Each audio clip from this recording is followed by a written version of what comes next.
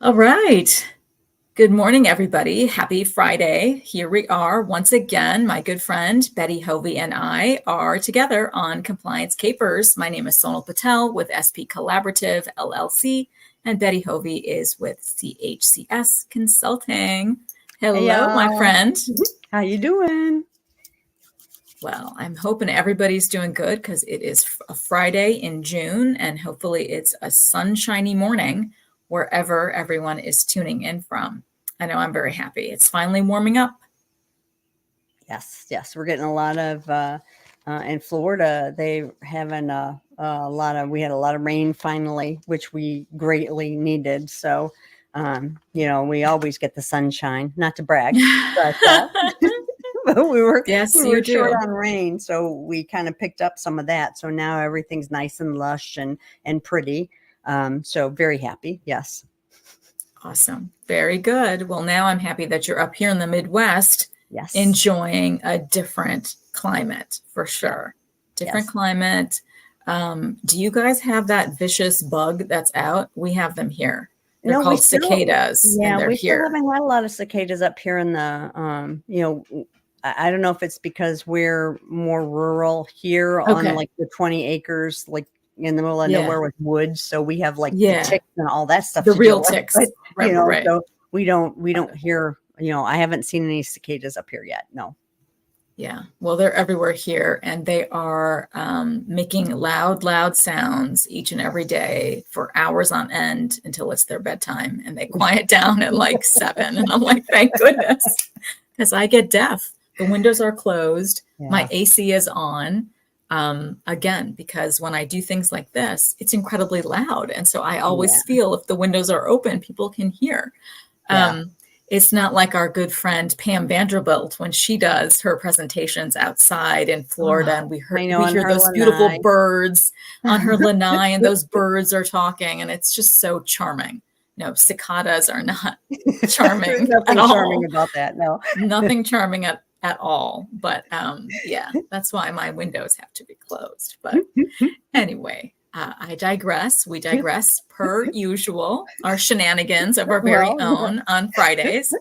Um, but we wanted to come back to our audience this week, continuing on our conversation on the Targeted Probe and Educate program that we introduced everybody to last Friday on the vast and robust details of the Targeted Probe and Educate, the TPE process. It's very lengthy.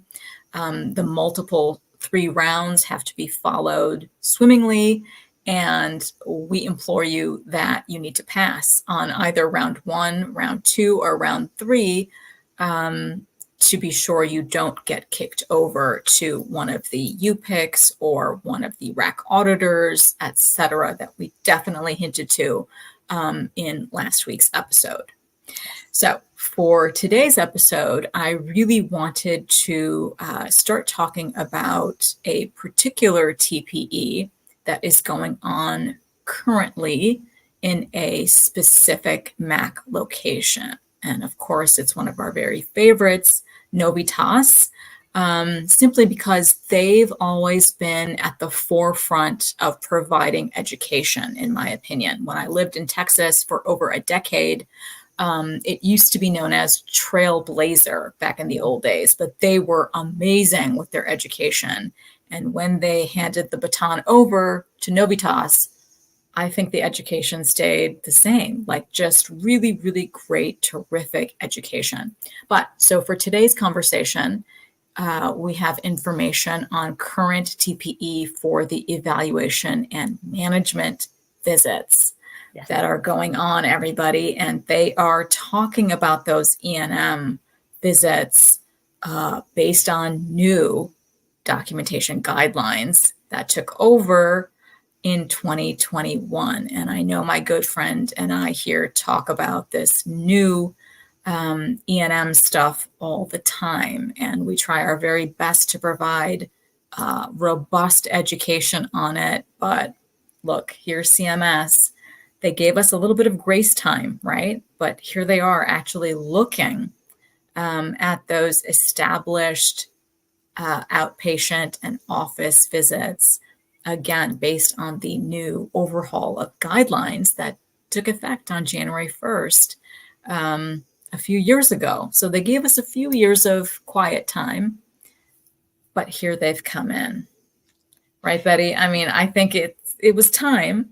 Yeah. Uh, And we in interesting. the industry expected it. So Yes. yeah, Yeah. Well, we got that COVID break too, true, where nothing true. was going on. And then, now they're Yeah. catching things up. And I was listening to Angela Jordan the other day, Mm-hmm. and she was speaking about TPE a little bit, and what she was talking about, and had said that one of the things that she was saying was that because of the shift and so many more 99214s, Yes, going out, that's right. that the TPE on E&M was like in full swing, like everywhere. So this one that you pulled for today should be definitely applicable to a lot of people that are listening.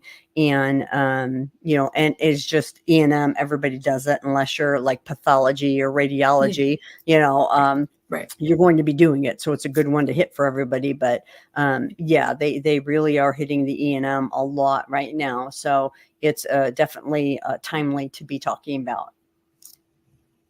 That's right. So why don't I go ahead and put up a little link for the audience here regarding this TPE active list as well as inactive. So they've combined both onto kind of a 1 to 2 page PDF document that is available on both of the jurisdictions for Novitas. So there's the same issue they're seeing, like I hinted at last week, right? If one region is seeing it out in Washington, D.C., that Novitas, the Novitas out in Texas is also seeing similar issues as well.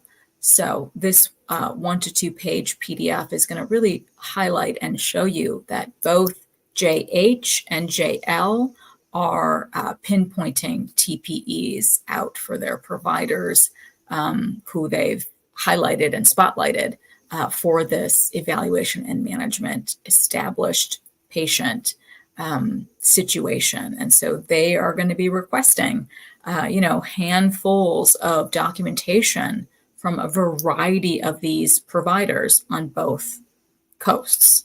Yep. Well, is Texas a coast? Well, whatever, Southern Texas, as well as the East Coast people at Novitas, right? So, it's just really important that people in the audience take the time to look at their individual MAC web pages to see what they're highlighting, right? So when I pulled this document up, there are quite a few that are inactive, but that means they're done, like the TPEs are completed. And so there were quite a few that are listed as inactive. But for the current active states of TPEs, there are about 9. And I know for today, we're going to talk about specific to the E&M, but there are others as well, which we will showcase later on as the month goes on. But, when you and I provide that education over these past few years for the quote unquote higher level E&M services, right? That level 4, that level 5, they're even looking at level 3s here. So it's really important for the audience to understand those documentation requirements, right? Just in the basic education for this new overhaul. I guess I can still keep saying new because we lived with the 95 and 97 for like 25 Forever. years, right? Forever. So, I think we can safely still keep saying this is new because our providers haven't necessarily completely mastered all of these new areas for, the problems addressed, the data analyzed, and then the risk to complications. All 3 of these buckets need to be better structured in the documentation for the certified coding professionals, even the physician folks who are interested in actually providing the codes on their own. It's really important to help structure your documentation so you can better code for those types of services. That's just some food for thought that I had. Yeah. That's something good. I think, to your point, we have a lot of physicians and APPs that still didn't get the 95 and 97 guidelines after all. Well, it's hard. All those bullet points. Yeah, it was a lot. Well, but I mean, so if it doesn't surprise me that since 21, that, and then they changed them again in 23. So I'm like, I'm not surprised we still have questions. So I'm like, that's right. I would kind of expect it. It took a couple decades to get the other, and some of them still didn't get it. So, yes, but it's always because again, almost all practices do it. It's something that everybody needs to understand. Your bread and butter might be surgery, and that might be where you make big bucks, but you still have to see the patients, and you treat the patients for non-surgical things too. So, that part of the house has to also be in line and be following what the guidelines and the regulations are. That's right, Betty. Absolutely. And that, I know we're laughing, but it's a pretty good statement that you made there, that it did take a very long time for the majority of our practitioners to get 95 and 97, right? So it's going to take a little bit more time for our providers to really and truly embrace. I know what you and I continue to say in education is that this way of documentation is so much better. So much better, right? There's less of that bean counting and, over analyzing the body systems when it's not necessary for the problem that the patient is coming in for. That's why I was always very resistant to the old ways. I'm like, why does the provider have to look at all of these various organ systems and body parts for something that doesn't require it? To me, it was just illogical. So I like this way much better, a medically appropriate and relevant physical examination, right? You don't need to do a head to toe examination for a simple hand laceration, right? You don't need to go into each and every body system for something like that. But so, Novitas has a really good way, again, about education in providing these checklists for documentation. And they do a really good job for E&M documentation checklists. That's a really good thing for our providers to take a look at and make sure, especially if you do happen to fall into this jurisdiction of either JH or JL for the Novitas space. So Betty, I would love to hear if you could give the audience a little bit of detail on what their specific checklist is actually spotlighting for these providers. Well, if you go to the link that's all put on, and again, y'all, I got it on my paper. I printed it out. So that's right.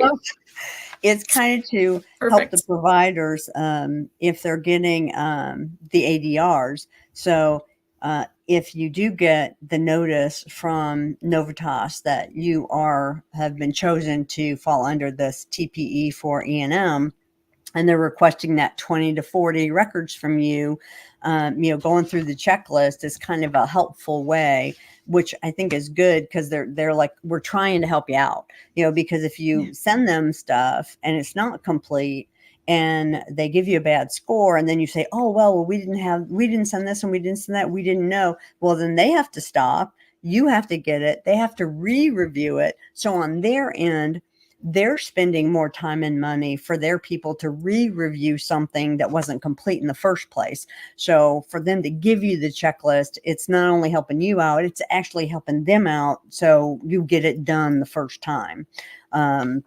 So I kind of serves both when you get these, but it's is something that Sonal and I talked about. I know we talked about last week when we were talking about the TPE program in general, but we've talked about many other times. If you ever do get an ADR from payor, make sure you send everything so that you don't have issues. So when you look at the checklist that they're sending out with the ADRs for records, it says, make sure it's the correct person you're sending us, don't, send PHI for somebody we're not asking you for. Make sure it's the correct date of service. Make sure that there's a legible signature. We're finding a lot. I am with my clients, and I know you've seen it too, Sonal, where electronically they're signing, but if they don't print it out right from the EHR, the signatures aren't there, even though they did electronically sign it. And if it's not there for the person at Novitas when they evaluate, they're going to say, oh, sorry, there's no signature.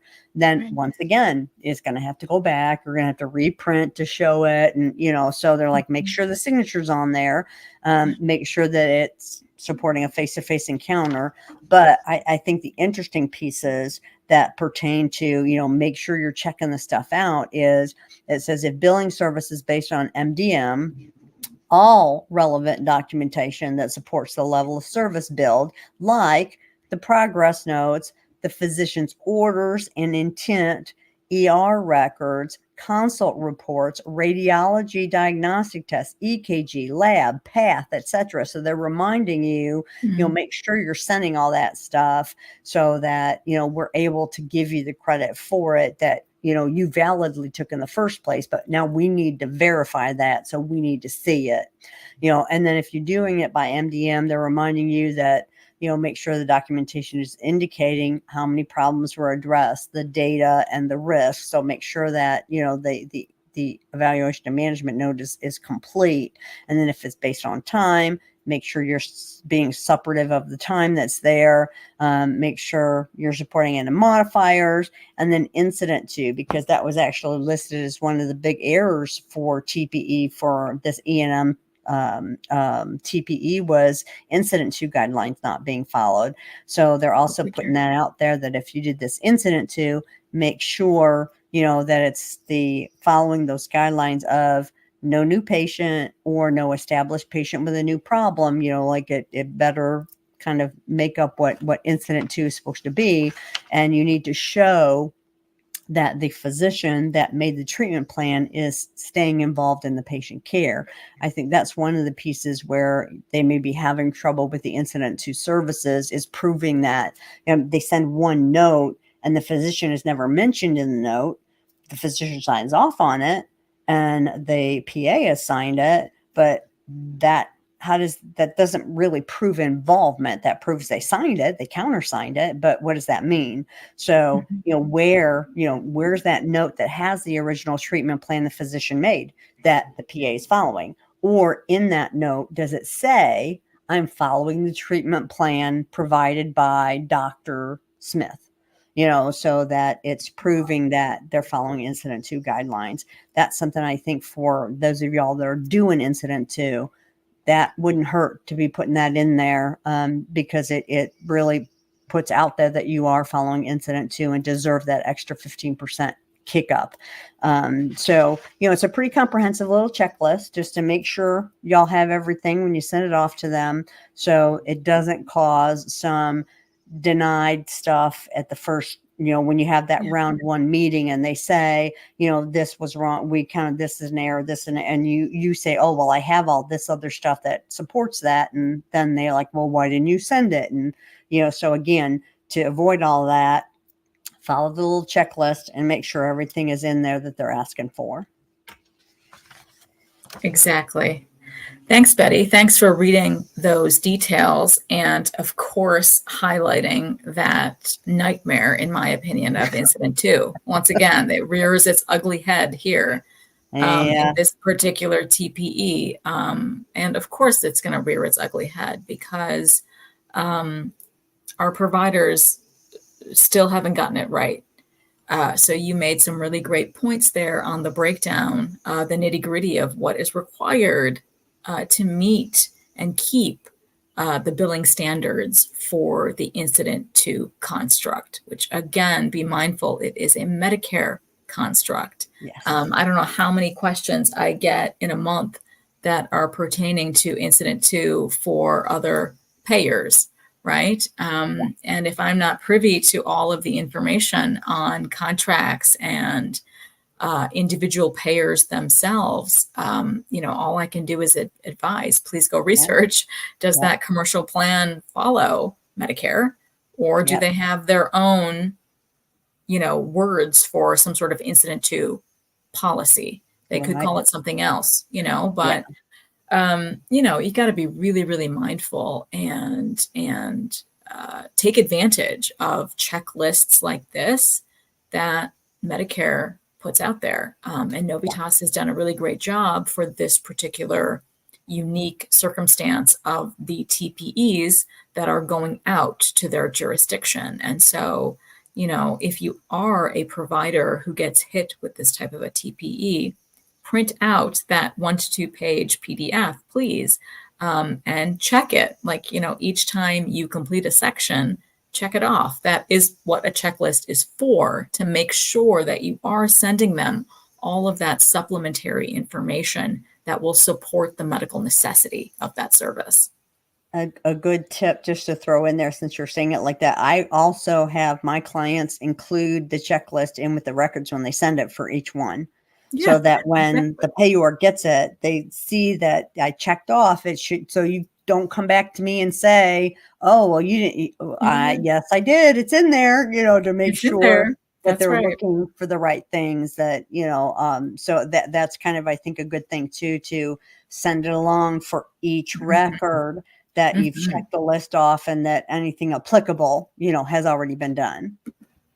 Absolutely. And sometimes you do. There's nothing wrong with spoon feeding the MAC the information that you've provided, right? Because they're very, very busy. It's a large entity. They have lots of documentation that's being bombarded on them every day.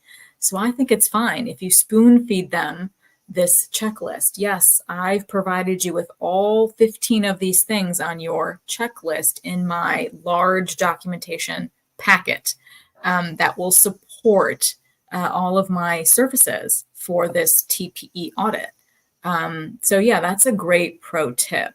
There's nothing wrong with spoon feeding and pointing out exactly where this supportive documentation actually is.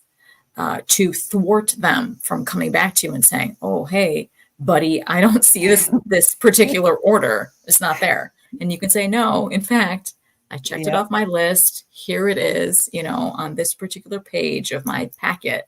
It's right there." So yeah, that's a great tip. Yeah. But, I also wanted to put up our final link for today's conversation on the sort of progress to date results chart that Novitas includes, just to keep all of us in the know on, what they're doing, what stage they're at in their jurisdiction for this E&M TPE. And so from what I remember, Betty, is that, of course, all of this evaluation and management E&M services for this TPE are going to be for the established office outpatient visits with our CPT codes. Again, like we hinted to earlier, the highest CPT code 99215, as well as the moderate CPT code 99214, and then the low for the 99213. And also, they're going to be taking a look at subsequent hospital inpatient or observation care with that CPT code of 99232. So that's their entire TPE that they're looking at for this jurisdiction. But these results in the TPE rounds, they've only basically worked on round 1. As far as I can see on these 6 PDF pages or so. Is that about accurate, Betty? Yeah, that's what I saw when I was looking at it. Okay. That starting in June of 2023, I think was the earliest one where they started having rounds listed, but all of them are round 1. and they're kind of staggered. But yeah, they're all dealing with those established office and then the outpatient side. So, yep. That is excellent. And the only thing that I wanted to say that was really noteworthy of these charts that they provide, again, is that they are basically giving that date span, that scope of when they're looking at records. But then in terms of the results, they want to break it down into 3 sections, and they call them minor. So there are minor errors, there are moderate, and then there are major. So that is how they break it down in these various date spans that they're involved in so far in round 1. But for the general top denial or partial reasons for their denial is, of course, going to be medical necessity, insufficient documentation comes in there as well, and in the varying stages. And so that's how they break it down. The documentation submitted does not support medical necessity as listed in coverage requirements, or they state insufficient documentation was provided to support the services as billed to Medicare. And then they also stress that they've made multiple attempts to correct these error types before completing their review. And then they also talk about insufficient documentation if it's submitted did not support incident to services, like you stated earlier, or then the documentation submitted supported a higher or a lower level of medical decision making. So that is interesting that there are times when they're going to, state one way or the other. It could have been higher or lower, but it wasn't accurately coded, right? Because the CMS is all about their accuracy metrics and performance levels that they want providers to strive for. Yeah, and that's something, if you undercode it, it's still wrong. And, Correct. it's still an error and goes into your error rate, because when you talk to the MACs, they're like, wrong is wrong. I don't care if it's wrong in our favor or wrong in your favor. It's just not right. So it doesn't play into what they're looking at. They're looking at the hard figure of yes or no, as far as that goes with what the level is. But again, the list that you read off, and once again, for y'all, if you go to that link she gave, they list them all right there for you of what those denials have been so far that they looked at with the insufficient documentation, medical necessity, all that stuff. So in the practice, y'all can be looking at these things, go to whatever your MAC is and look at the TPE stuff. And if you look at what the top denial and partial denial reasons are so far, gives you something for your practice to be looking at to make sure, once again, you're staying on that right course.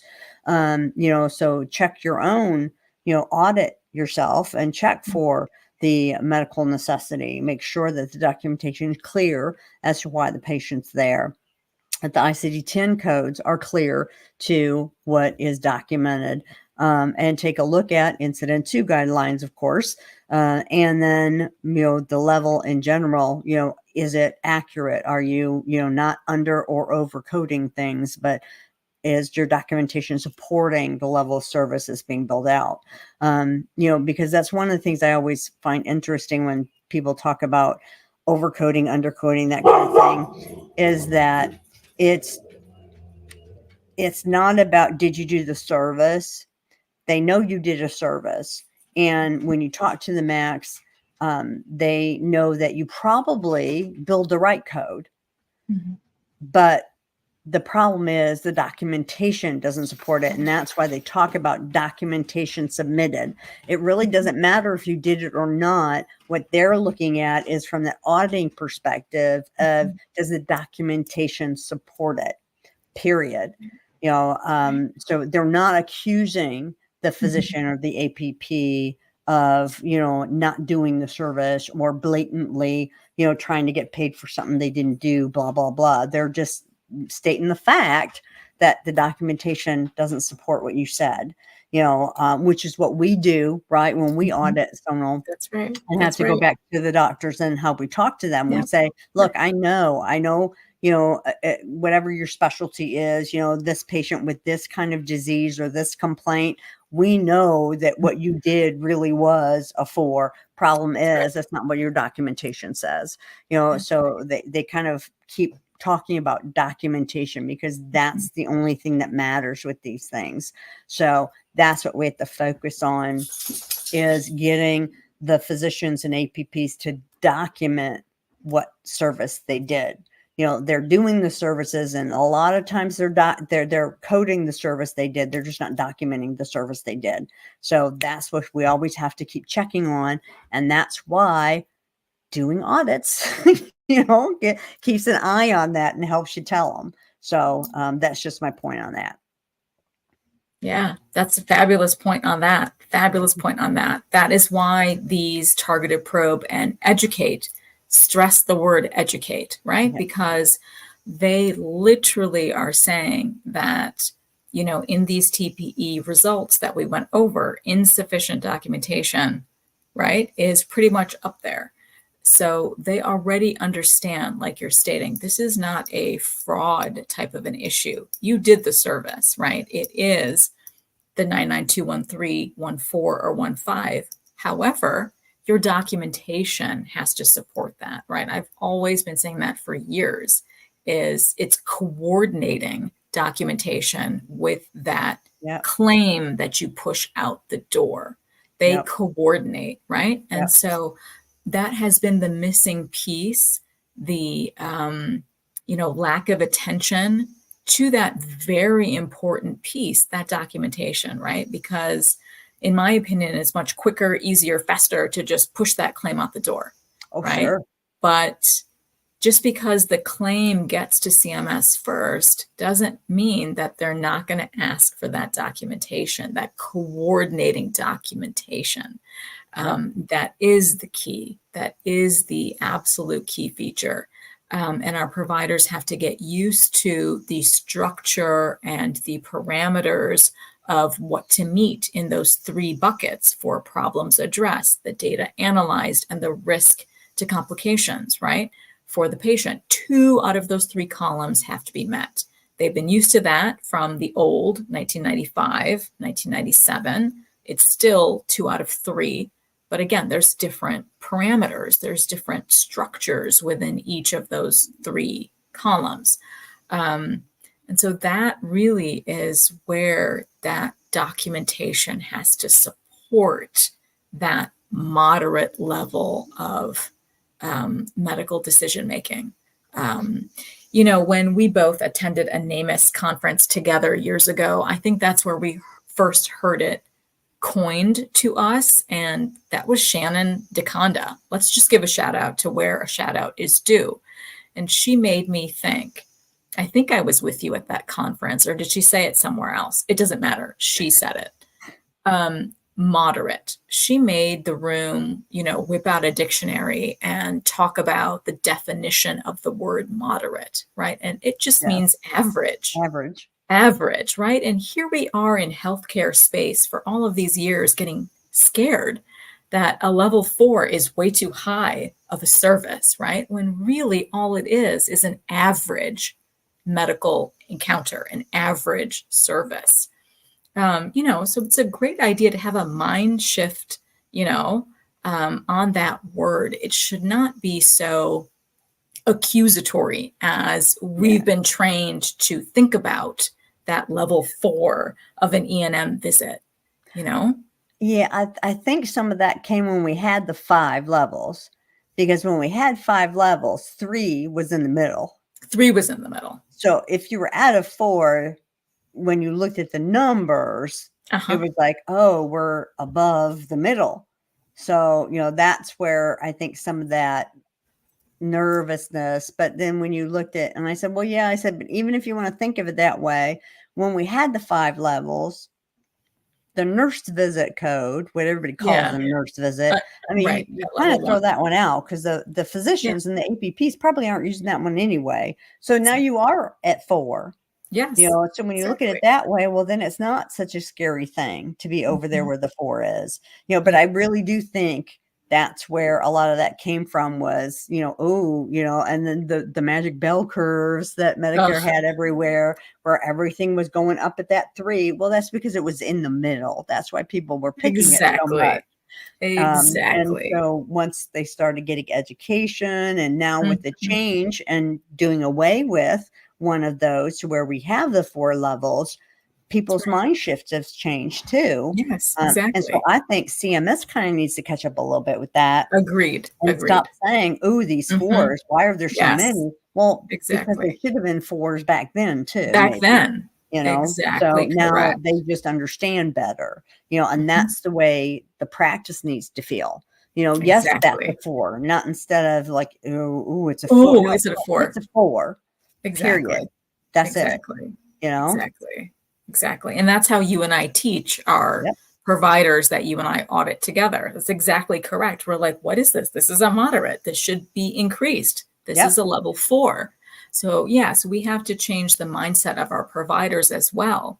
Again, because the industry has been sort of, pushed into thinking that these quote unquote higher levels of service were a bad thing yeah, when really they are just a moderate average level of service to the everyday man or woman who comes in for a encounter, again based on the new guidelines, the problems addressed, the data analyzed, and then that risk of complications, right? Just meeting 2 out of those 3.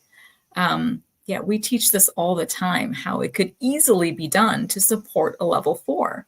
compliantly. Once compliantly, right, compliantly, of course, once we show you how to do it for each of those columns based on your Yep, patient population specifically.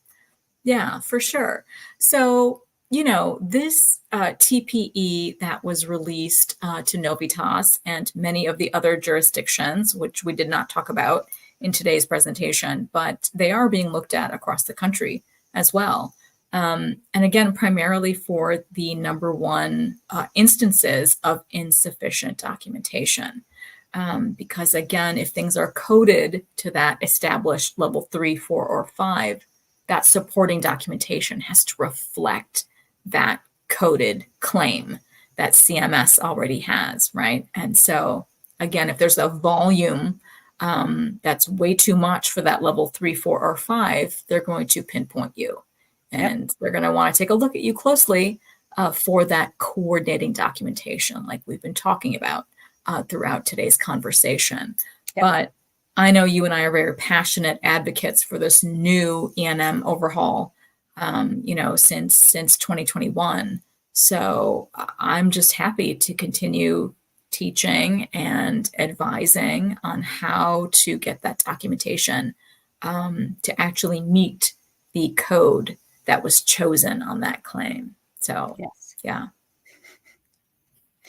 Yes, all good stuff today.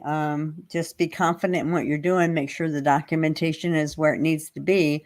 And I think another thing to remember, people get nervous when they get anything from the payors, of course, especially when it's Medicare. But the TPE program is as Sonal had said a little bit ago, don't forget about that education piece. This is like one of their only programs where, they're trying to help you, and there's Mhm. nothing punitive going on Right. during the 3 rounds. They really are trying to educate to help you improve what you're doing to make sure you're documenting appropriately to support what is billing out. Of course, after the 3 rounds, if you're not listening to them, it will go the other way. It But, will. Yeah. this is one of the programs where it's like, "Hey, we're trying to help you," so make sure if you do get ADRs for a notice for the TPE that you take advantage of all the stuff they're telling you to, because they're at this point, they're trying to make sure you improve to get to where, they don't have to worry about you and it doesn't go any further. So, take full advantage if you are under a TPE in the TPE for one reason or another, that you fully take advantage of those sessions that you have with them to make sure everything's okay, and ask all your questions about things, especially, if they're Medicare specific to what their guidelines are, they should be able to educate you on all that stuff. Exactly right, Betty. Yep, they're gung-ho on this education piece, on this particular program that they developed, right, back in 2017, that they flushed out for all of the suppliers and providers in 2017. So I think it's a great thing. It's just a matter of our providers paying attention and doing the right thing in round 1, 2, or in round 3. Again, like I've stressed again and again, it doesn't matter when you pass, you just need to pass. You just need to pass, and if you do happen to be a provider in this particular jurisdiction of Novitas, Betty and I are very, very great educators in this evaluation and management space, and would be happy to take a look, try to help you, pass these things. Because again, like we've stated, and like you can look for yourselves, this jurisdiction is only in round 1 of the TPE process. And so there's still going to be a bit more time that they're going to give you for the round 2. Those results will be posted. Then round 3, those results will be posted. And then it can become inactive like the others are on that list that they provide you. So, I think this has been a really good episode for the audience to just get a better handle on something specific that's going on. And it has been the buzzworthy past couple of years, right, for evaluation and management code overhauls. And so we knew this was coming. We knew this was going to be in the spotlight, and here it is. And they're giving you guys in the provider space, another chance at obtaining that education. They're giving you another chance. And so definitely take them up on that nurse review education that you'll get. Because like I said last week, it's going to be an amazing, slide deck type of a presentation, if not a telephonic conversation that you have with that nurse that can really help make sure that your documentation is buttoned up to support those codes. Yeah. So, all right, my friend. Well, oh my God, time has gotten away from us per usual. But we will be back together again next week for another current and active TPE that is going on in the country. So I can't wait to talk about that one next week. Sounds good. Y'all have a good week and a good weekend, and we'll see you next time. That's right. Bye, my friend. Bye.